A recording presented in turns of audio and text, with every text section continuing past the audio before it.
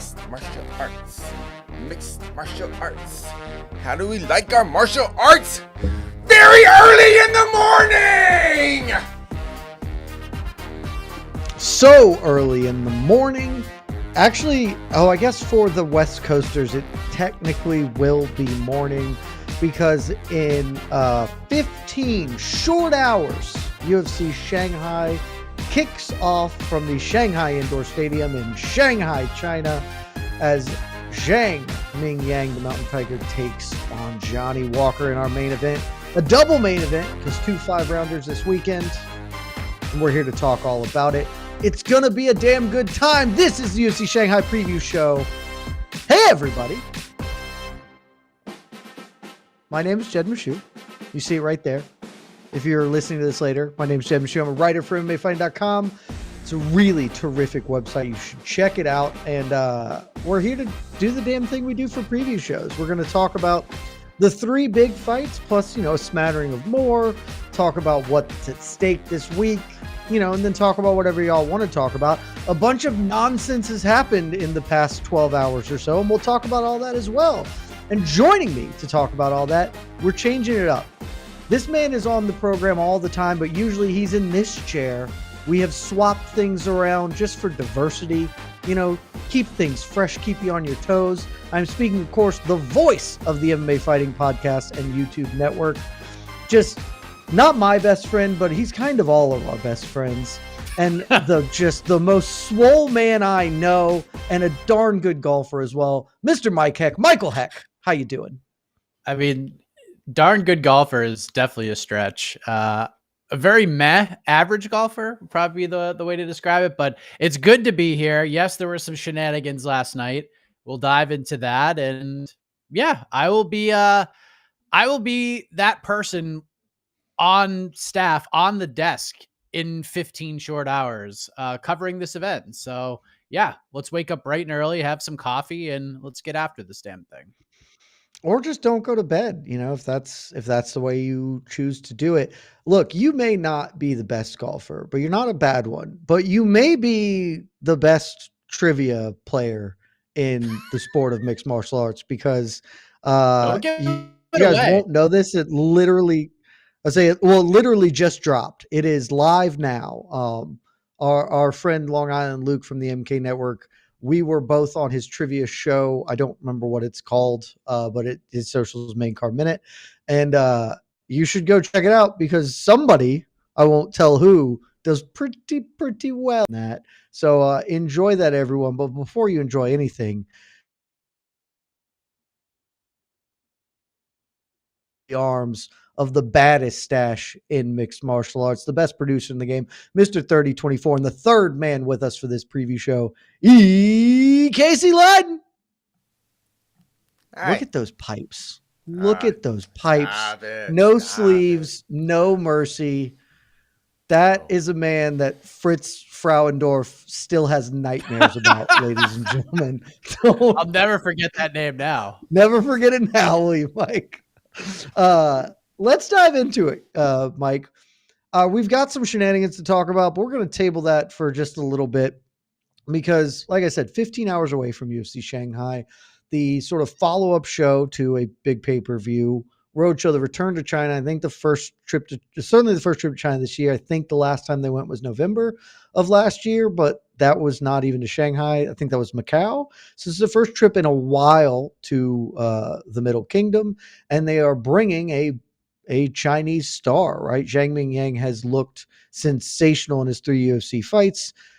2 double co-main event with the Aljo Sterling, Brian Ortega, a couple of other fun fights. How are you feeling about this card in total? Even factoring in the fact that you may have to wake up well before your normal hour to watch it.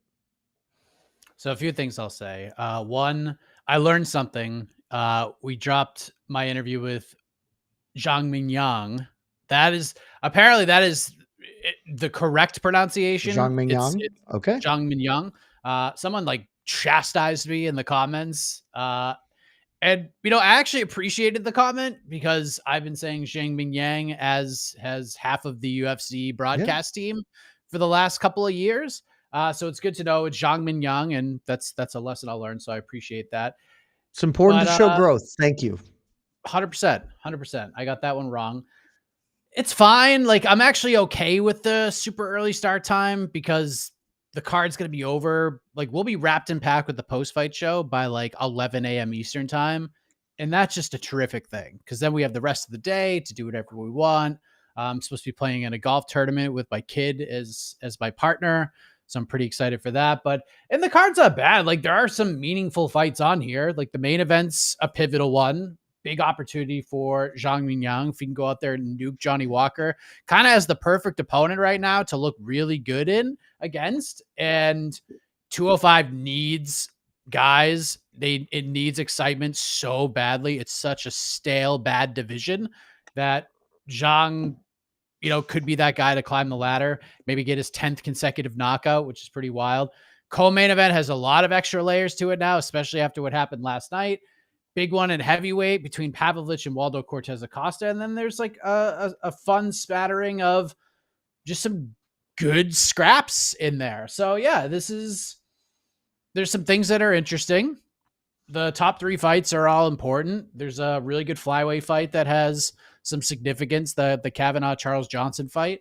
And then there's a spattering of good regional stuff and some good scraps. So I think people will have a good time watching it. It's just a matter of, do you want to wake up super early in the morning to watch or not? But I think if you do, you'll be okay. Yeah, certainly not bad, right? Like, maybe it's a little on the light end for a sort of a road show, not an Apex card, but those 3 fights are really big. Your mileage may vary on your interest level in, let's say, the Pavlovich WCA fight, but that's still like a really meaningful fight at heavyweight. If WCA wins, he probably is fighting for a title next. So, but we'll get into that as I mentioned yesterday on Between the Links, and you look over my right shoulder here, you can see that I've given this 4 fights above replacement tussles, which is a rock solid score for a fight card. And certainly, it'll be over real quick, Mike. Like, most people probably won't even catch it live. You can go to MMAfighting.com. It's a great website. Stay up to date on all the things you need to know, and then maybe go back and watch the fights you want to. But overall, good fight card, and it's a good fight card headlined by a light heavyweight fight that I am frankly very interested in, Mike Heck, because you mentioned it. Light heavyweight is in desperate need of stars, and they may have one here with the Mountain Tiger. Zhang Mingyang, trying to get it right now. He is 3-0 in the UFC, 3 first-round knockouts, 3 performance bonuses. That's about as good a start to a career as you can have. Obviously, who's given good position in the Anthony Smith to retire the legend at Kansas City, and now he is getting a main event and a main event in his home country. He could maybe go over pretty big here, Mike. And so the question is, I get the assumption based on the odds is that he is going to go over pretty big, but what are they fighting for in the main event in just a few hours from now? What's at stake for Walker and Zhang? Walker's, I don't know if he's fighting for his job, but he is definitely fighting for any sort of relevancy here, because if he goes out there and gets nuked, he becomes the like Priscilla Cachoeira of the division, where it's just like, hey, maybe he gets a highlight reel, but either way, he's going to get got real good. And you and I talk about this all the time. There is value in having those fighters around. And not to mention Johnny Walker does have a little bit of name value. He's headlined a few events. And so, yeah, I mean, I think a lot is riding on Johnny Walker. If he ever wants a chance to be like a legitimate top 10, top 5 guy moving forward, he can't lose this fight. For Zhang, I think there's a lot on the line for him because, again, like we've kind of talked about, yes, there's a bit of a logjam at 205 right now and some good fights. We have Pereira getting the rematch with Ankalaev on October 4th. We got Yuri and Khalil Roundtree fighting on that same card, but both of those guys just fought for the belt not that long ago. Yuri twice. So they might be kind of in a weird position right now. Khalil, maybe if Ankalaev retains because of the sort of back and forth those two guys have had through the media. We got Carlos Ulberg and Dominic Reyes, but once those fights are over, like, we're going to need something else real quick. And if Zhang goes out there and just nukes Johnny Walker, which I think most people feel like he's going to do, he's in a really good spot. He might be like a win away from fighting for the belt. And the UFC is going to be like, especially if Uncle I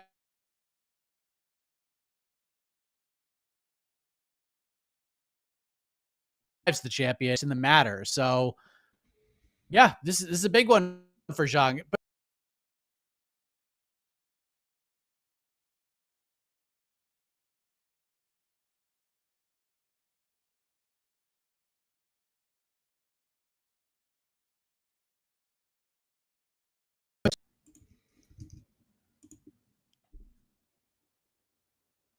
are we okay? I don't know if I'm back. You're back. I think we're back. I'm back. Yeah. Okay. Yeah, we're back. I didn't know if that was Why is was happening, but I don't know. Yeah, we're having a great time here. It's really strong tech, but we're working through it. Mike, I'm not going to lie to you. I lost the end of your thread there, so I'm going to assume you said something incredibly smart and intelligent, and probably gave the exact right pick. And people probably should follow that advice and make a lot of money off of it. We were, you were talking about sort of what Zhang can get coming off of this. And I do agree. I think Johnny Walker is not fighting for his job, but he is fighting for his career, I guess, if that makes sense. If he wants to make a run, he is on a 2-fight losing streak, knocked out in both of them. And the way Zhang wins, it feels like if he's going to die, he's going to die, So very tough position for Zhang here. What do you think is going to decide how this matchup plays out, right? Like, is this purely just a momentum play? Zhang is on such a heater right now, or is there something Johnny Walker can do to change what has gone wrong for him so poorly in the last two times out? He cannot be SBG Johnny Walker and just be like fun Johnny Walker again. I don't even know if that's going to be enough to help him win, but Johnny has been on social media and has basically said like, all right, I'm going back to like old school crazy Johnny Walker. I'm going to go out and try to just nuke this guy. And that would be awesome. Like, that's exactly what we want to see. That's what we hope to see when Johnny Walker fights. And lately it's been when he wins, it's not all that thrilling. And if he loses big, because he always loses big. It doesn't matter what sort of game plan he brings to the table. His chin is not spectacular, especially at 205 pounds. He's been cracked a whole bunch. So, yeah, I think Johnny just needs to find his inner Korean zombie and just go for broke immediately. Just get after it. Maybe you surprise Zhang, and maybe he wasn't ready for that. But even Zhang was like, yeah, I see you on social media. You're saying you're going to go back to the old Johnny Walker. I hope that's the case. I want to fight like that. I hope we have a back and forth war. That's exactly what I'm hoping for when I sign the dotted line to fight you. When your name was offered, that's what I was hoping for, like a fight of the year contender with an absolute maniac. So perhaps that's what we get. If I'm Johnny Walker, that's probably the approach I take, because the first time Zhang lands a big shot on him, the fight's over. It's just the way that it is. So yeah, go for broke, have some fun, and maybe you surprise him. Yeah, I think that wouldn't be the worst idea, right? Like, Johnny Walker was fun when he came into the UFC, and then he lost a bunch and tried to change things up, and I don't think it's necessarily worked for him. The other thing I'll say in Johnny Walker's defense here, Mike, he's got a chance in this fight. It is not like Zhang has an impenetrable chin. He himself has been knocked out 3 times, and 3 of his 5 career losses, however many there are, he has been knocked out. He's not like the most defensively responsible. And Johnny is going to be much bigger. He is an enormous light heavyweight, and Zhang is not a small one, but just not nearly the same size. Huge step up in competition for Zhang as well. I mean, I know he did just defeat the legend Anthony Smith, but I think that there probably is a gulf between this current iteration of the legend Anthony Smith and, I mean, maybe this current iteration of Johnny Walker, though I don't even know if that's true. So big opportunity for Zhang. Because I do agree. If he gets this W, he's getting a top 5 guy, right? Like, he's getting a title eliminator, because the UFC would love to have another Chinese champion, or at least a guy that they can maybe hope gets there, especially a guy as exciting as Zhang has been. And so, Mike, there's nothing left to do for this breakdown but to say, is Johnny Walker going to pull it off? He is a fairly sizable underdog, plus 280 per our friends at FanDuel. Zhang coming in at minus 350. or is the Mountain Tiger going to give the Shanghai Stadium fans something to cheer about in just a few short hours? Yeah, Zhang's gonna win. He's gonna knock him out in the first round, and Seems likely. this could still be a fight of the night kind of a thing, because I do think that Johnny's gonna come out and go bananas. And he's gonna do some weird, wacky, crazy stuff. I think he's gonna land shots. I don't think he's just gonna get hit. Like, he is not gonna be Gerald Mearshart to Zhang's Hamzat Chimaev, where he gets knocked out the first punch that is thrown in the fight. Like, I don't think it's gonna be like that, but eventually Zhang is going to land on him, and he's going to land clean. And when he does, he's going down. Like, it's just that simple. So, yeah, Zhang is the new wave at 205. He's young, he's athletic, he's very talented, well coached, well managed, all of that. I think it's just a matter of time. So I'll say about 3 minutes into round one, slugfest, but eventually Zhang lands and Johnny goes to sleep, and ends up being a really fun fight for as long as it lasts. So give me Zhang Mingyang first round KO. Yeah, I think that's just where the smart money's at. It's certainly where the climb is at this week, Mike. I said that last week that I was going to be doing it. We are on Zhang. Going to get a first round. I just think he is likely to get a first round. Is he on anybody's fantasy team? Surely he is. Oh, Casey. Casey going to get big points this week from Zhang Mingyang. Huge afternoon for the baddest stash in the game. And that takes nice. And that takes us to the co-main event, and arguably the people's main event, certainly with what has transpired over the past 24 hours. Mike, I know you weren't technically working last night, but we were all in the mix and sort of talking about it. Things got real crazy because I don't know, around 9 o'clock, 9:30, 10, right as the weigh-ins for this fight card are occurring, suddenly reports are everywhere, Mike, everywhere, all over the Twitter sphere from a lot of people, some I don't respect and some I do, being like, hey, Brian Ortega, he's out of his fight with Aljamain Sterling, issues at the weight cut. He is hospitalized and no longer competing. Being the consummate professionals that exist here at MMA Fighting, we didn't just take that and run with it, looked into it, and could never confirm that that was happening. And damn good thing we didn't, because turns out, still not sure entirely what transpired, but Brian Ortega is competing. He weighed in successfully because the fight was shifted from a 145-pound featherweight contest to a 153-pound catchweight bout. Both he and Aljamain Sterling came in on the 153 catchweight number. Obviously, a bunch of stuff was happening behind the scenes here. Not really sure. I'm not sure exactly what went down.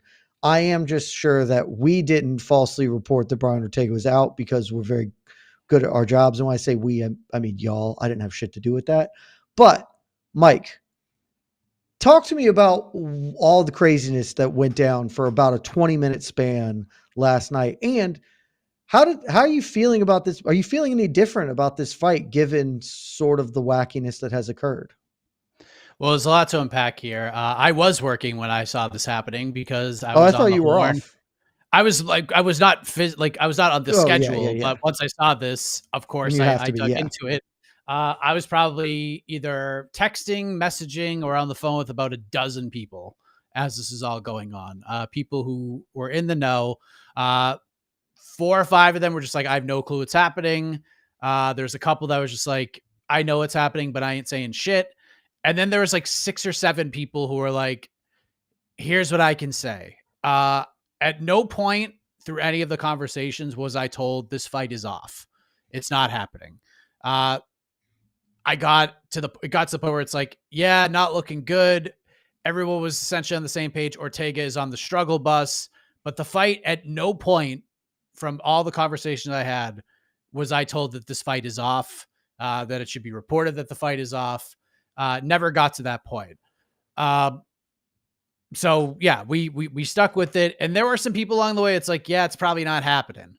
And of course you want to hit send and be the first one. And you want to confirm that news, cause that's big news, right? You get a lot of page views and things of that nature. And from all accounts, Ortega was struggling. Now, I know there were reports that he fell down and went to the hospital and fainted.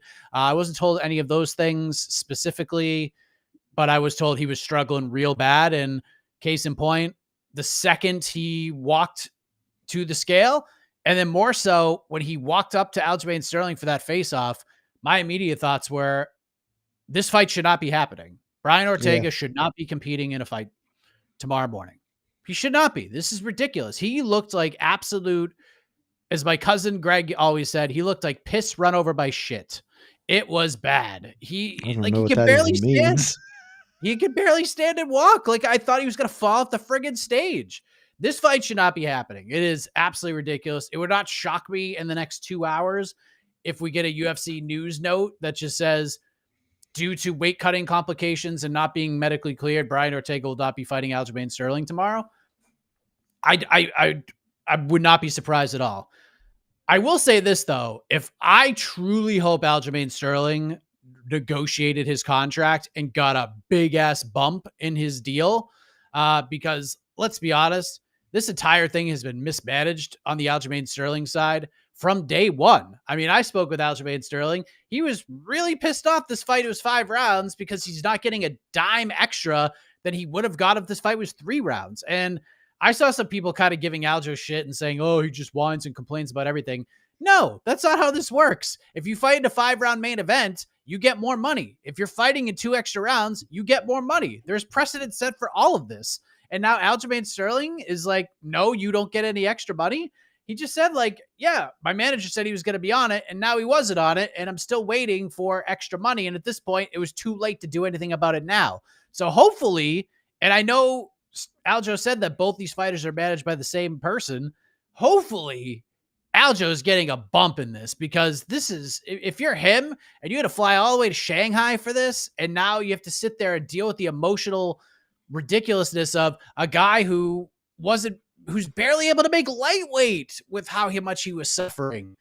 And now, like, there's no way Aljamain Sterling's feeling confident this fight is even happening after watching him dying towards him before this face-off, barely getting a handshake out of this man. How can Aljamain Sterling be confident that he's actually going to be fist fighting somebody? And if he does, like, what does that do to his mentality for a guy that he actually likes? He likes Brian Ortega. And now he's getting like a diminished version of him. And you know how the fan base is, especially towards Aljo. If he goes out there and just obliterates him, it's like, well, it's because you only beat him because Ortega was sick or he didn't have a good weight cut and all that. And he's prepared for all that. It's just, I don't know, man. This fight shouldn't be happening. I feel bad for Aljo, and hopefully Brian's okay. Hopefully, if he does compete, nothing really bad happens. But I'm sure you're with me, Jeb. When you saw him on that Dana White social media cam of that face-off, you're thinking to yourself, boy, this should not be happening. Just not even the face-off. I just saw him step on the scale, right? And like, terrible. Like, so bad. He looked really, really bad to be at 153. And like 153 is pretty clearly the weight he could get to, at which point they were like, if he cuts anymore, he may die. And like, so this is it, which is like wildly off the 146 mark that you're looking for. And so it's just like, there's a lot of questions. You, not the only ones. The odds on this, Mike, if you look at the odds tracker, you can see them on various places like best fight odds. For most of the week, I had a bet in on Brian Ortega as an underdog at plus 220.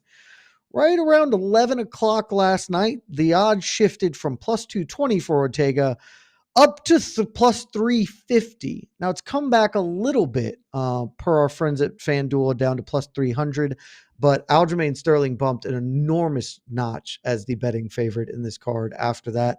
And frankly, I see why. I think it's still not 100% we even get this matchup on Saturday. It's possible they wake up and are like, yeah, man, he's just not in good enough shape to do it. But Mike, let's live in a positive world. I guess it's positive. Let's live in a world where this fight happens, at least.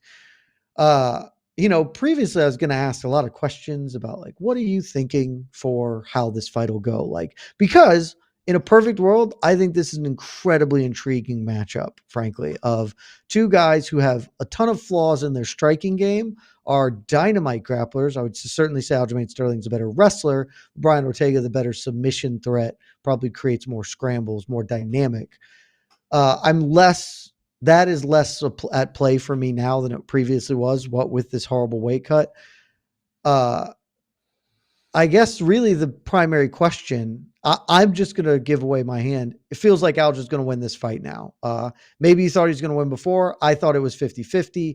Aljo feels like certainly favored to win this fight. And given the circumstances, given that he is clearly doing the UFC a favor by saying, I'll fight at lightweight on, a day's notice, basically, as opposed to like, I'll still take this fight, whatever, even if he is getting a pay bump, as you said, hopefully he is. He's doing the UFC a favor. Is there now a world where if Aljo goes out here and puts on a really good performance against Brian Ortega, that he's suddenly in the driver's seat for the title shot against Alexander Volkanovski? I don't know, man. I'm not going to rule it out because, look, as nasty as Lerone Murphy's knockout was, and it was so impressive, and it's got to be on all of our knockout of the year lists come December, Aljo is the bigger name, and it is a bigger fight. Volkanovski versus Sterling than Volkanovski undeniably. Versus Murphy. It's not even close. It's not even close. Volk Murphy is you could sell it as a main event, but if it was a co-main event to something else, I don't think that would be surprising to anybody, right? If they turn anybody else around, we could see that be all right, we need to have a real main event that's going to sell pay-per-views. It's the last pay-per-view the UFC is going to do, at least under this new deal. So maybe they won't. I don't know. But Volk Sterling is a pay-per-view. You could sell that as a main event. Former bantamweight champion, a guy that many consider is the greatest bantamweight of all time, at least in the conversation right now, fighting the featherweight champion. That's a very big deal. And I think the UFC would look at this as a bigger fight than Lerone Murphy. I don't think that's out of the realm of possibility. Do I think it happens though? No, only because even Aljo kind of said it himself. I don't know if I get a spinning back elbow faceplant KO in me. I don't think I have. That's not really his thing. So that might hurt him a little bit because the highlight reel is the highlight reel and he's already got Volk's attention. But this is all going to be on Volk, Jed. Volkanovski is going to make this decision. If Sterling performs well and has a big finish and Volkanovski's yeah, sorry, Lerone, I'm fighting this dude instead, then the UFC is going to do it. They're just got to make that fight. So I'll say 80-20, it doesn't happen, but I'm not going to say it's 0% because Aljo is the bigger fight. It's just that simple. People don't like Aljo. People love Volkanovski. So that's a perfect villain heel, a babyface heel type situation where people could just cheer loudly for Alexander Volkanovski and just boo the shit out of Aljamain Sterling. And that's always fun for the fan base. So yeah, there is a lot at stake here. I mean, Aljo needs to win this fight. He needs this one bad. If Ortega wins, he's going to lightweight. They're not going to play this game with him ever. But I think he's going to lightweight regardless. Yeah, he's going to lightweight. And he said he was going to lightweight before. I even asked him, but he's well, featherweight's more fun now. So I decided to stay at featherweight. I was okay, that's a choice. I don't, again, I think lightweight's just better for where he's at right now. But yeah, Aljo needs this one way more. And I'm curious if this is it, man. If he goes out and loses to Ortega, especially this version, Aljo might just be yeah, man, I can't do this anymore. I'm done. If I can't beat a diminished Brian Ortega, I probably shouldn't be doing this anymore. And I'll just focus on the liquor business, which isn't a bad thing. Dude's accomplished a lot in this sport. So a lot on the line here. I can't wait for it. Although I do feel a little queasy about it, considering what we saw from Brian Ortega last night. Yeah, definitely don't feel good about the matchup happening. I am actually all in on the idea that if Aljo plays his cards right and delivers a specific performance, I think he's got a really good chance at fighting Volkanovski in December. I wouldn't have thought that 2 hours ago, or not 2 hours, 12 hours ago or whatever, but I think the shift in circumstances really opens up some possibilities for him here. I'll tell you what, man, Movsar Evloev needs to be the biggest Brian Ortega fan on planet Earth right now, because Worst case Also, scenario for needs Aljo. to fight a human being is what he needs to do. If Aljo does get a finish and they do go with Lerone, like Volk's been pretty adamant. Like, yeah, I'm having a kid in September, so I'm probably not fighting around that time frame. But if he fights in December and beats Lerone Murphy and retains that belt, he's probably going to turn right around and fight in like March or April. Aljo might get the next shot right there, depending on what happens at 145 pounds. We still have John Silva getting ready to fight against Diego Lopez at Noche UFC, so that's going to have something to do with it. But worst case scenario, Aljo gets himself into a title eliminator. Maybe it's him and John Silva for the, if he beats Diego Lopez, or if Lopez somehow pulls it off, you do Aljo versus Lopez. That's interesting too. So yeah, he's in a great spot if he wins. He's in a tough spot if he loses for sure. Certainly if he loses, tough spot. I am now of the opinion that if he wins, the worst he can do is fight Jean Silva in a title eliminator. Yeah. But if he wins, he styles. He goes out and just dummies Ortega, quick finish or whatever. If he Corey Sandhagen's Ortega, he does what he did to Corey Sandhagen and Brian Ortega, gets on the mic and is like, I didn't want to do this shit anyway. I didn't want to fly out here and take a 5-rounder against this guy. I did it. Then he blew weight. The second time he's blown weight, by the way, because don't forget, he did this against Diego Lopez. They changed it to a lightweight fight against Diego Lopez, and then he just didn't show up. He couldn't make it because of medical issues. Like, he did this again in a fight I didn't really want to take anyway under these circumstances. I bailed y'all out. Sure, Lerone Murphy had a great knockout. He's on a great winning streak. Lerone Murphy beat Aaron Pico. Like, that's it. Like, he beat Aaron Pico and Josh Emmett, right? He hasn't beaten dudes in the same way. I am a former champion. I beat a dude. I want my crack at Volkanovski. I think he's got a really good chance of jumping the line because I don't think Volk is like desperate to fight Murphy. He is just Murphy makes sense and people were into what had happened. And so I think Aljamain Sterling suddenly has a lot more pressure to deliver something spectacular because I genuinely think he's got a really good shot at fighting Volk in December if he just goes out here and puts the boots to Brian Ortega and gives a decisive victory. So we'll see how that shakes out. But Mike, we got one more fight to talk about before we get to some prelim scuffling, and it's the other big one. It's the feature bout. We won't need to spend too much time on it, but you got actually, what are they? Are they top 7 in the UFC rankings? Let me take a look at the old UFC heavyweight rankings right now. Because Sergei Pavlovich, who is number 3, taking on number 6, Waldo Cortes-Acosta. I mentioned earlier, Mike, if WCA wins, he's probably fighting for a belt next. He's on a 5-fight winning streak in this weight class. I believe it is the longest active winning streak in the UFC heavyweight division. Pavlovich got one, lost a couple, finally got one back in the win column. Former interim title challenger. I don't think we need to talk about what's at stake because it is very clear. Pavlovich won't get a title fight if he wins. Cortes-Acosta wins, he probably is. But just quick pick this, Mike. Tell me, like, what are you looking to see in this fight, and kind of who do you think is going to get the W on Saturday? I mean, I gotta play a homer here. WCA, a member of the Team Heck fantasy roster, he's my heavyweight selection. Dude is active, and for a while he was the guy who had like the only heavyweight finish in months, so yeah, I think he can win this fight. I think the name of the game is tackle, tackle, tackle. Do not get into a striking match with this guy. And I know Waldo's not like a slouch, but he got hit pretty hard in his last fight against a guy who is not like a big time knockout artist and got rattled a few times. If Sergei hits him, he's in deep shit, man. Like Sergei hits anybody, they're in deep shit. Yeah. Like this ain't Sergei Spivak hitting you. This is Sergei freaking Pavlovich hitting you. So finally, I think we're going to get the chance. Like, Jet, how many times have we been saying, I want to see what Sergei Pavlovich looks like on the ground? Because we haven't had the chance to see it ever since the Alistair Overeem fight. We saw it once. It wasn't very good. D1 Overeem, man, just had him and controlled him. It was like Hamzat versus DDP at times in that fight. And since then, Pavlovich has only been fighting for like a minute at a time, just annihilating fools. And then, even the Jairzinho fight, like there were no takedown effect. There's no fear of Volkov or Jairzinho taking him down. It was just like, okay, we're just gonna stand and have a striking battle. Waldo just needs to tackle this man. I want to see what Pavlich looks like off of his back. Can he get back to his feet? Is it going to get real bad?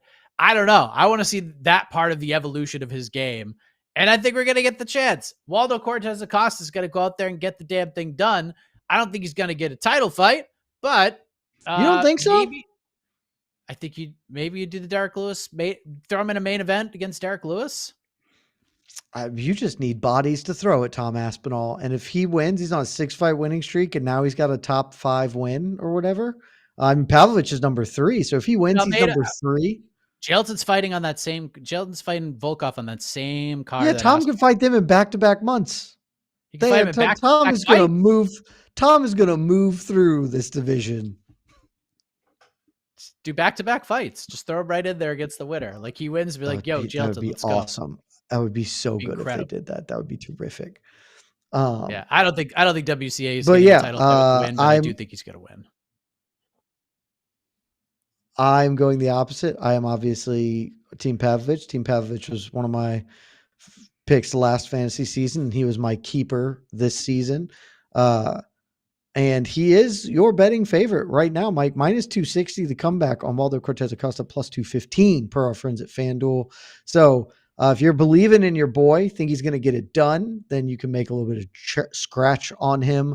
I personally think while WCA has never been knocked out and has shown mostly an okay chin, he is not the most defensive striker of all time. And to your point, if Sergei Spivak is getting your attention with punches, Sergei Pavlovich, he will send you to the land of wind and ghosts. So I think Pavlovich is going to do the damn thing for me because, of course, I have to support it.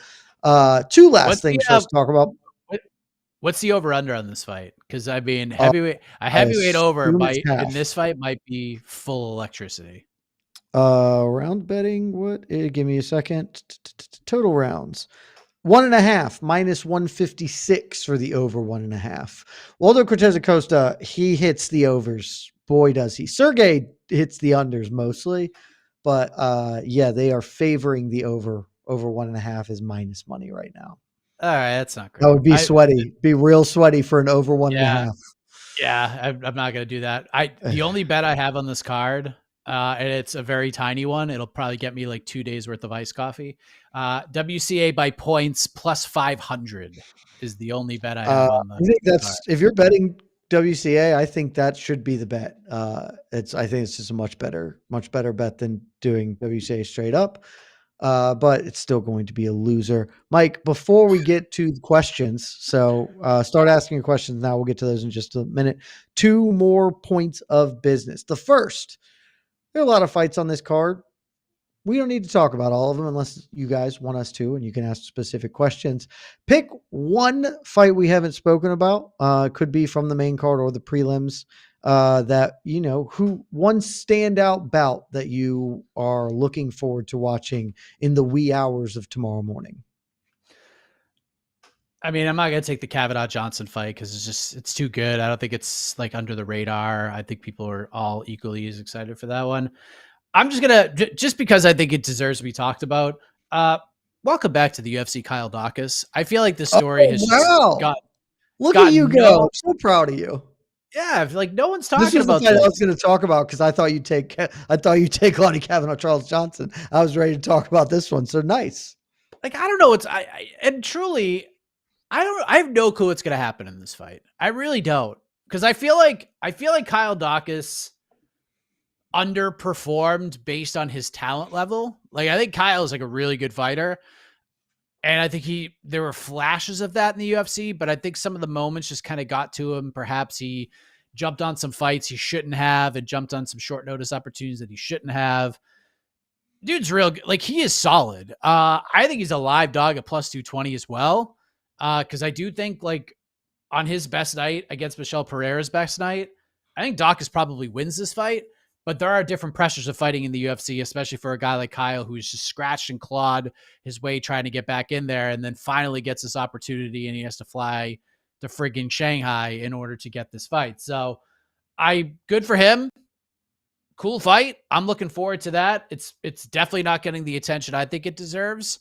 And also, like Michelle Pereira is just kind of not looked at in the same way as he was maybe 2 or 3 years ago. It's just like, yeah, he's a guy who used to do kind of crazy stuff and now not so much.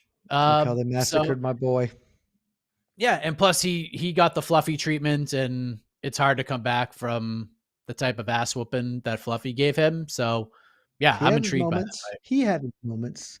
My boy, Early, he used to be very my boy, early. and they got rid of Demolador. What an interesting career. I was honestly fascinated. I think Cal Dawkins probably is a live dog, but this is also sort of like exactly the fight that Michelle Pajeda should win. Like this is historically kind of guy he's been successful against, but I don't know where he's at. No, the answer is you mentioned it. It's Lonnie Kavanaugh, Charles Johnson. That is the fourth fight above replacement as far as I'm concerned on this card. Lonnie Kavanaugh, just an unbelievable prospect, has been a little underwhelming in his 2 UFC wins, but still like rock solid. Just not quite the same sort of like for as high as I thought of him coming off Contender Series, he hasn't been like Malcolm Wellmaker sort level of like, oh shit, stand up and take notice. But still a very, very good prospect and getting a very difficult out in Charles Johnson. I mean, Energy was on an unbelievable run until the Ramazan Timarov loss. But like Charles Johnson beat Josh Van not that long ago. And by not that long ago, I mean like last year, right? Like last year he beat Josh Van. And Josh Van is about to be fighting for the flyweight title. This is a huge step up in competition for Lonnie Kavanaugh. He is a fairly sizable betting favorite. Last I checked, I'll take a look now. Yeah, I mean Kavanaugh minus 230 betting favorite. Come back on Johnson plus 190. And I think it's just a really good fight. We're going to learn a lot. I'm super pumped for this matchup. So absolutely one of the fights I'm paying the most attention to this weekend. Mike, before we go to the fans, let's do a little bonus talk. 4 bonuses handed out every Saturday evening when the UFC is going at it. There's usually a fight of the night and a couple of performances, but sometimes they mix that up. You're free to pick however you think will happen, but who are the 4 fighters leaving with an extra 50 G's on Saturday in Shanghai? How many G's Zhang is that? Let me look that up while you answer. Mingyang will get a bonus. But does he double bonus? That's kind of like one of the questions I have. Because I do think they're going to beat the shit out of each other until Walker ultimately falls. I will say, so Zhang gets one. I'll say, I feel like Icky saying Aljamain Sterling gets one, but he just might get one. Because I mean, I just don't know what we're going to get out of Brian Ortega. Loner, I'll say Kavanaugh Johnson is fight of the night. And I'll go Yizha getting a bonus. So Yizha, Zhang, and Kavanaugh Johnson fight of the night. I'm going to go Kavanaugh Johnson fight of the night. I'm going to go Sterling and Zhang for your 350,000 yuan is basically roughly the conversion rate that they'll be taking home. So that'll feel quite impressive. So yeah, Yizha also one of the biggest betting favorites of the year, minus 1,400 since you threw the name out. Massive upset if Weston Wilson gets the W. Your mortal enemy, Weston Wilson, Mike Heck, we're friends now. Famously described as the worst fighter in the featherweight division. And then he put egg all up on your face when he got a noble victory last time out. Then I interviewed him and told him to his face that I said that and apologized to him. Like hand up accountability. And he was very cool about it. So you look, I know that people say availability is the best ability, but I think it's accountability. Accountability, the best ability. Mike Heck, you're very accountable. Casey, get on in here and we will answer a couple of questions from the wonderful viewers at home. I don't know how many questions they're going to have, frankly, but I have a question. And Casey, that question is, how are you feeling about this event? I love the start time. I love when they go. You love midnight? The midnight start time for you? No, I love when they. No. I love when they go to overseas and they do it local time. That's just correct. what you should what do. They should do. That's yeah, it sucks for us or whatever. Like, oh, I get paid to watch fights really late night, like whatever. It's just, it's part of the job. But yeah, it's just cool for fans that they don't have to, they don't have to do what we are doing by watching the fight, I guess. Yeah. So that's cool. And yeah, the main event rules and should be a fun card. A lot of, especially those like first 4 or 5 fights. I don't know very much about these guys, so it could be fun. I don't know. Just I like it. I dig it. Bummed up by the Ortega thing. I assume this is Ortega's last ever fight at 45. I mean, well, it's not a fight at 45, but yes. Yeah, at 53. Yeah. I mean, yeah. So, well, last contract, you know what I mean. But, yeah. I forgot. I forgot Ortega didn't make weight when he fought the Spear. So no, he made weight for that. No, he made that. He was supposed to fight Lopez earlier. Remember when Ige stepped in on 4 hours notice because he was supposed to the day before. They said actually this fight's now a lightweight fight, and then he was still so jacked up. There's like I can't fight, and so Ige stepped in on 4 hours notice because he was in Vegas. Okay. So like this is the second time something clearly a bad weight cut has happened for him. Yeah. Yeah. I don't think he's going to get the Brian Battle treatment, like if this fight doesn't go on, I doubt they cut him, but yeah, I don't think they're going to let him fight at 45 again. I don't know, man. He's making a lot more money than Brian Battle was. So yeah, but he's in the Modelo commercials, they think they like him, but nothing would surprise me, frankly, at this stage. So, it's Contender Series season, baby. They're going to bring on 35 more dudes, at least. Look, 7 already signed. 1 already fought in the UFC. And another dude who Dana was like, the guy who, oh man, I forgot this past week, some dude who wants to fight in one of the upcoming cards. And Dana was like, yeah, we already have 17 fights booked. Sure, you're fighting. I don't remember who it was. Yeah. Cam Roston. Cam Roston, exactly. It's like, yeah, we're already fully booked. You can fight on, I don't care. So 17 fights in Perth. I can't wait that's a 10 p.m. main card, by the way. It's not 17, but I think it is like 15 fights or something. They're already booked at Perth. Like some outrageous. Even if some of them fall off, it's still going to be a monster of an event. So, Casey, let's go to the fans. You guys, you got questions, put them in. We'll answer a few. Super chats obviously get priority, of course. There are like other things too, like membership chats. Or I don't know all the ins and outs of the YouTube, but y'all know if you're giving us money, we'll talk to you. We'll talk to you even if you're not, though, because we just like you. You're good folks out there. First one up, RS, $45. Thank you, RS40. Mike can now afford some Dunkin'. Maybe instead of a coffee, he'll get himself a croissant. Who knows? Dunkin' Donuts croissant. They do a pretty good bacon, egg, and cheese croissant. Actually, their bacon, egg, and cheese croissant is pretty good. Sam. What do you know about Nuaraji? He's 24, all wins by finish. Only lost to a dude who's 34-9 from China as well. So Tailake Nuaraji. I am not 100% certain I'm saying that correct, but it is the pronunciation I settled on. He is the opening main card fight. He's taking on Kiefer Crosby in what is a setup fight. Like, let's be honest, I'm trying to look for the odds here. Nuaraji is minus 500 per our friends at FanDuel, plus 385 for Crosby. I found a little bit of tape on him as I was doing No Bets Bar Prep this week. Not a ton.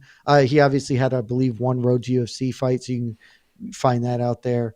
But yeah, I mean, the dude has 100% finish rate, if that's what you're looking for. But Mike, what are your thoughts on this man? Because I have one thought on this man. I mean, I don't know like a ton about him. Probably in the same boat you are. Dude is fun. Like just all the clips in the short amount of film that I've seen. He's a killer, man. Dude goes out there and tries to end things very quickly. And the UFC obviously sees something fun in him because Kiefer Crosby, with all due respect, I'm not trying to be a jerk. Kiefer Crosby probably is not a UFC fighter right now, unless he was being put in this matchup to make him look really, really good. So yeah, that's kind of what we're up against. And I think that's exactly what's going to happen. And yeah, 24 years of age, guy in his born in 2001, which is insane. This guy keep an eye on, but I'll learn more tomorrow when I actually get to see like a full start to finish walkout, commentators talking about him, promo video, and then performance. So yeah, looking forward to it, but I don't know like a ton about him. The stuff I've seen, he is an action guy, super fun. 24, but the most important thing you can know about anybody in the fight game. Some say it is the biggest indicator of success. His name is very difficult to pronounce, and he has a fun hat.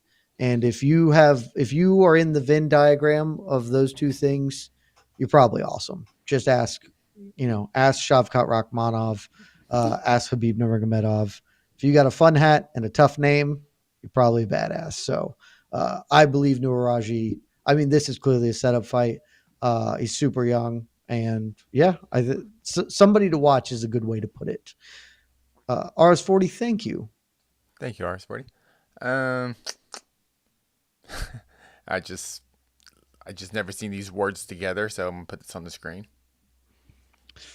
Cortes-Acosta versus Aspenol next year on UFC White House. Is that what we're thinking? Are we thinking UFC White House, Tommy Aspenol, Waldo Cortes-Acosta? I mean, when I think UFC White House, that's what I think. Those first two names that pop into my mind. I think Tommy Aspenol versus Waldo Cortes-Acosta makes a ton of sense for a pay-per-view next year in England, because it doesn't matter who Tom Aspinall is fighting. He will be the heavyweight champion of the world defending his belt in England. That's all you need, right? That is, you got an A side. The B side does not matter whatsoever. Shouldn't matter. Yeah, it's fine. Yeah, just thanks, Warship. It's crazy. Yeah. Cortes-Acosta. It's really wild that Waldo Cortes-Acosta is like very close to fighting for a belt. Basically, one good performance. One. Yeah. Mm-hmm.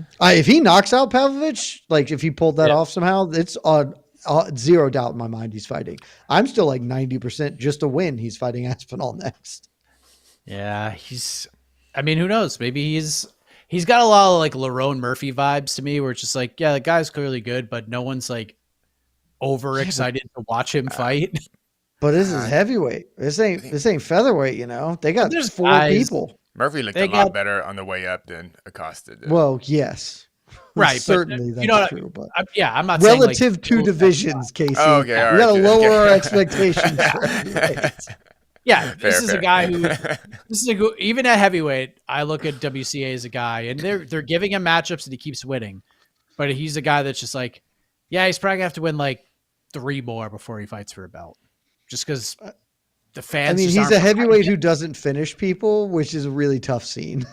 Yeah, really, that's a tough scene. Yeah, you got to. The Rebellis to Spain fight rubbed people the wrong way. I'm one of those people rubbed the wrong way. You stole the soul from my boy, and then Austin Lane just buried it. Boring the fun guy, which was tough. Like, here's this fun guy, and then Austin Lane took the shovel and put the dirt on top of him. But now, like, Rebellis is living his best life in karate combat, and he doesn't have to worry about being taken down at all. He is the Mike Perry of karate combat. It's a perfect. Honest to God, it's a perfect venue for his skills. Yeah, it's so funny, like how we fans, us, maybe we just have these like biases. It's really hard to get rid of when they kind of beat up our boys. Yeah. You got a favorite? Like I liked Hamzat forever. Now I kind of don't, because look what he did to my boy. Look what he did to my boy. It was so sad. It was the saddest man. Thank you, Warship. Super chat coming in from Alexander Hurst. Alexander Hurst, hey, y'all just tuned in. Should have been RDR versus DDR. The fluffy matchup might mean we never get it.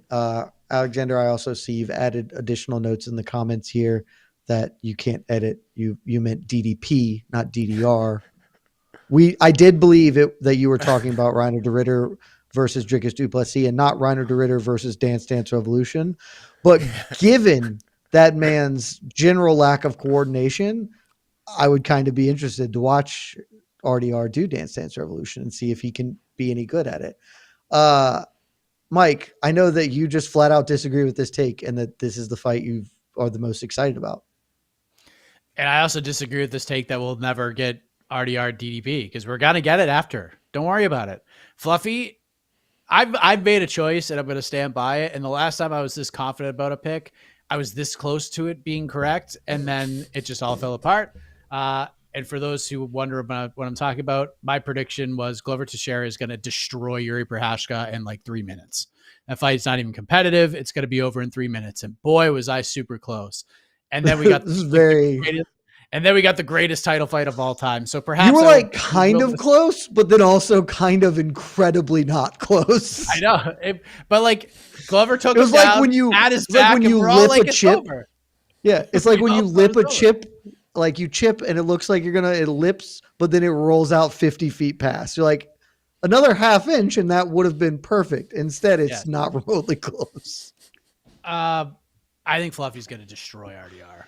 Like I feel really good about that opinion right now, and I could be wrong. Who the hell knows? And I'll eat it. I will certainly eat it on October 19th when we're doing the post fight show. I'll be like, yeah, man, hand up, I was wrong.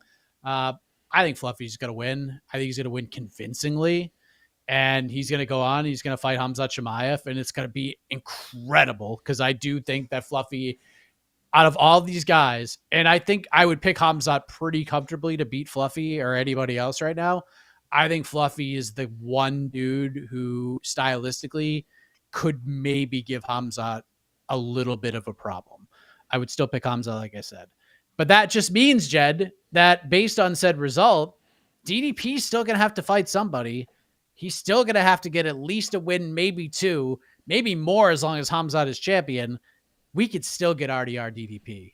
We could still get it. And in fact, for those who want RDR DDP, you should all be rooting for Fluffy Hernandez to win this fight. Because if RDR beats Fluffy Hernandez, he ain't fighting DDP. He's going to fight for the belt. And then DDP's going to have to fight somebody else. And we're all going to say, man, we should have just jumped on it when we had the opportunity. So for all those RDR DDP fans out there who really need this fight, I suggest you root for Fluffy Hernandez. And you need him to win. Because if that happens, RDR DDP is immediately the next fight that happens for both guys. So there you go. You're trying to sell this story. I'm not buying it. One way or another, RDR and DDP are fighting next year. Like they're just going to fight next year, however the circumstances are. I think they're going to fight because RDR is the middleweight champion and DDP is going to challenge him.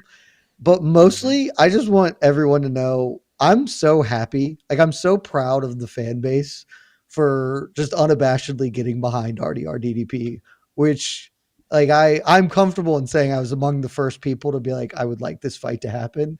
And now people are just like in because it's the best. So we're getting it one way or another. We're getting it. We'll have to come after RDR challenges Khamzat because he's beaten Fluffy. It's happening. My boy, my beautiful boy. I can't wait. I'm honestly like that fight's going to be really fun. All my chips are behind RDR right now because DDP is resetting. But I love them both so much. I love them both so much. The first like 7 minutes of that fight are going to be incredibly intense. Like so intense. I'm just, it's goosebump just thinking about the first 7 minutes of that fight. Oh, I'm looking forward to the second half of that fight. We're not getting to the second half of that fight. Oh, yeah. He's gonna wrap it up before then, baby. Knees to the belly, Bravo choke, boom. We're out of here. Thank you. Thank you, Alexander Hurst. Thank you. Lazy bed. I would watch RDR play DDR in GL. Yes, I see what you said. But yeah, again, it's a great bit. I would definitely do it. I don't know if there's another fighter on the roster I'd rather watch play Dance Dance Revolution than Reinier de Ritter. Put a microphone on him. There's no chance that giraffe dude, like is he? Oh my god, absolutely, incredible. 100%. Just him talking and like getting. Maybe he's happy, but maybe he gets a little upset because he missed. I think he'd be happy because he's mostly like super chill. Yeah, I bet he takes it really seriously. He just gets a little bit. Dude, he's just got that Dutch in him. We're like, remember when Gegard just be chill about everything? Like RDR is kind of that way, and it rules. Yeah. I love him so much. Alistair was the same way. They Yeah, never. there's just a very Dutch thing. Just be like, yeah. that's that Ted Lasso joke. Jan Maas is not being an asshole. He's just being Dutch. Yeah. It's just like, Thank you for bringing that up. I remember just like dying laughing when yeah, they did that. They it's did just a that really bit. good joke. I was like, oh yeah. And my only experience with Dutch are just from fighters, honestly. Yeah. So like, They're very straightforward. I guess it's across the Yeah. whole culture. It's just. Thank you, Lazy Bed. One more from Lazy Bed. There you go. Speculations abounds around Rachmanov, Brady, and Qatar, however you pronounce it. Thoughts on the possible pairing? Way to call possible. I did see some of this running around yesterday and last night as this is a booking. Mike, thoughts on this if it's happened? And I guess, do you have any information? Have you heard any rumblings that this may be a thing? No.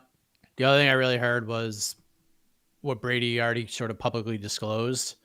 That the original plan for Vancouver was Brady versus Machado Gary as the main event. I had heard rumblings of that. I know Brady was in. I didn't get anything back from the other side, so I don't know what the story is there, to be honest with you. But I think if you're the UFC, you have to move on from that idea at this point. And massive, man. I mean, this is just absolutely massive. Bummer for Kamaru Usman. Honestly, like if I'm Usman, I'm fighting one of these two guys. And I understand the Bilal thing is there and there's some heat there, but if Usman wants to fight for the belt, like and have the entire fan base be like, yeah, he's the no-brainer number one contender, throw him in there for a title shot. It's beating one of these two guys right now. But yeah, Shavkat versus Brady is a legit, absolute number one contender fight. Undeniable. And it's awesome. 5 rounds of that. And I don't know what's going to happen. Like, I really don't know. The way Sean Brady has looked recently and the improvements he's made since the Bilal Muhammad loss, like, I can give Shavkat some real problems if he can get his hands on him. So I love that. I love the fight. And then we do Usman versus Bilal. And, you know, then what do you do with sort of the rest of this division? So, and who's Gary going to fight then? That's another big question here, because Gary's right in the mix too, but him having Carlos Prates again. maybe Joaquin Usman, Buckley, I guess. I don't know. I mean, if I'm Usman, like, you make Bilal wait. If I'm Usman, I'm trying to fight Gary, I'm trying to fight 100%. anyone that's not Bilal, but like I 100%. don't know if it's going to work for him. Yeah, it's 100%. If I'm Usman, I'm shooting for the Ian Gary fight. Honestly, if you do Usman Gary, if I'm like the UFC, Usman Gary, and then you can do Bilal Prates. Sure. Like Prates gets a chance to put himself back in the title contention. I think Bilal sort of just has to take any fight they give him. So yeah, Bilal, I think Bilal goes to Rio and fights Prates in October. That'd be pretty gangster of him. I'll give him that. Would be pretty gangster of him. So yeah, I mean, if that's a fight, great. Yeah, if that's a fight, that's no doubt about it. Number one contender would be awesome. Saw some rumors, no idea the validity to him. Casey, let's take one more and then let's get out of here. We don't need to go for much longer than we're at an hour, a little over an hour maybe at this point. I think that should be good enough for us. All right, one more. Plus, we already peaked with Reiner de Ritter playing Dance Dance Revolution. I got like we're not doing better than that. So you're welcome, everybody. You want a question like not about MMA? Yeah, whatever you got, whatever you're feeling. All right, I don't know anything about this, but it seems like a thing. I don't know. You guys follow this stuff? Oh, thoughts on the Browns QB situation and Shedeur Sanders. Also, early CFB championship game Super Bowl matchups predictions. The Browns QB situation, it's the Browns. So from what I've seen, Shedeur has looked decent in preseason, but I assume he'll end up making the roster, but I don't actually know if that's true. I don't remember. They announced who their starter was the other day, and I don't remember who it is. I don't have a lot of thoughts on the Cleveland Browns because they're a franchise that don't require you to think about them a lot. Mike, any thoughts on the QB situation and predictions for the Super Bowl / the college football natty? Notre Dame wins the national championship. Okay. I mean, Patriots win the Super Bowl. I don't know who they beat. Nah, they're not going to the Super Bowl, but they might be a playoff I team. say that is a bold prediction if you're going for Patriots winning the Super Bowl. Yeah, and then the Browns are the Browns. Whatever they do, it'll be the wrong choice because they always make the wrong choice. Every year, it seems like, the Browns made like the right moves in the offseason. They picked up the right free agents. Their defense is going to be sick. Wait till you see, like, everything they needed on paper to address in the offseason, they always address, and then they win fucking 5 games because they're just a terrible franchise. They just have no luck at all. So yeah, that's where we're at with that. I reached out to a couple people, by the way. I reached out to a couple people about the Shavkat Sean Brady rumors as of right now. The response back was zero truth to that. Ha ha ha. So yeah, there you go. That's why you come to the People's Pre-Fight Show. That's why you come to us. Preview show. We're never going to give you bad info, Yeah. And we give it to you live on the air. You guys ask, I will try to get an answer for you. I'm told there is not even like remotely little truth to it. I'm told zero. Like absolutely zero truth to it. So my Super Bowl prediction is Ravens Eagles. I think Eagles are going back. Their team is very good. I think this is the year the Ravens finally get over the hump and get to the Super Bowl. My CFB prediction. Come on, guys. Like, I'm going to pick the Georgia Bulldogs to get it done. I think we're going to beat Clemson. I don't know if the issue is I think Clemson's not going to be good because I don't trust Clemson to ever be good. But also everything I see says that everyone on Clemson is like a first-round draft pick this year. So like they should be good if they have like the fucking first overall pick quarterback and a top 5 wide receiver and 3 defensive ends who are like, they should be really good. It's so hard to get out of that conference, man. It is so difficult, especially when you get to like end of October, like Halloween into like just before Thanksgiving. That's when like the real grind starts. It's so difficult to come on the other side of that division. It's brutal. Like, it's just fucking brutal, especially for the Clemsons of the world who always seem to run into. Now you just got to get to Bama. 12. Now you got to get to 12 though. You just got to get to 12, the 12 team playoff. Oh yeah, that's right. So it's a lot of opportunity. Like, I'm certain Georgia will make the playoffs. We might not win the SEC. We're going to make the playoffs though. And I'm going to choose to believe in my boys always, even though maybe I shouldn't, because I didn't believe in them the first year we won the Natty. I was like, this is going to be a rebuilding year. And then suddenly we had arguably the greatest college defense of all time. So picking Georgia because I am who I am, and picking the Ravens because I would very much like Lamar Jackson to win a Super Bowl. Yeah, football. Right. Yeah. Football. Yeah. Almost football season. So close. Before we leave though, if you need more MMA in your life tonight, watch LFA tonight. I have 4 teammates fighting on that card, from the very first prelim to I think maybe like the co-main event. Some very violent Brazilians are fighting on that card, and Roman Puga, who's not Brazilian, but he's one of my teammates. So a good boxer, violent, Eric Visconti, who had one of the knockouts of the year, started off the year with this big spinning back elbow, got the trend going.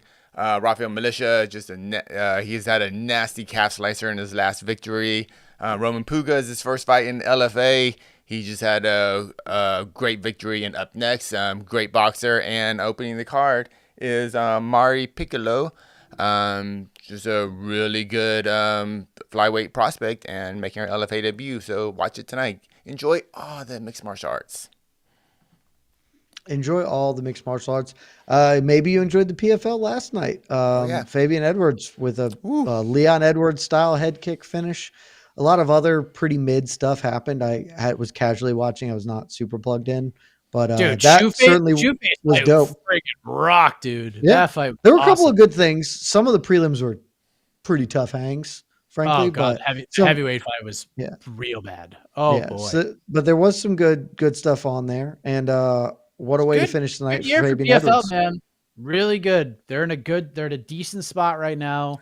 The Francis stuff is obviously annoying, but yeah, they need this. They need Dakota back fighting as soon as possible, and they need this Champion Series card. They need Usman Hughes to slap again. Something big needs to come out of that fight when it goes down. So yeah, PFL's tried, man. They at least made it, and that's what They're matters. Yep. That'll do it for us. You hear the music because we're done here. And let me tell you guys, in 14 hours, not even 14 hours, the fist fights, they will be starting at the Shanghai Indoor Stadium in Shanghai, China for UFC Shanghai. How many times can I say Shanghai in one sentence? A whole awful lot. This has been the preview show for that very card. That is Mike Heck. That is E. Casey Leiden. I'm Jed Meshew, and you are the best damn fan base in the whole wide world. Thank you for tuning in.